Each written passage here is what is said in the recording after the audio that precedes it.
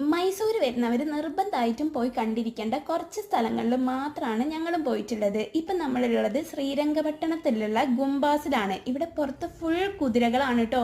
നല്ല ഭംഗിയുള്ള വെളുത്ത കുതിരകൾ. ഉള്ളിലേക്ക് കയറി കഴിഞ്ഞാൽ നല്ല വിശാലമായിട്ടുള്ള ഗാർഡൻ ഒക്കെ ഉണ്ട്. പിന്നെ ഇവിടെ എൻട്രി ഫീസ് ഒന്നും വരുന്നില്ല കേട്ടോ, ഫ്രീ ആയിട്ടാണ്. പിന്നെ നമ്മൾ ഉള്ളിലേക്ക് ചെരുപ്പൊന്നും യൂസ് ചെയ്യാൻ പാടില്ല.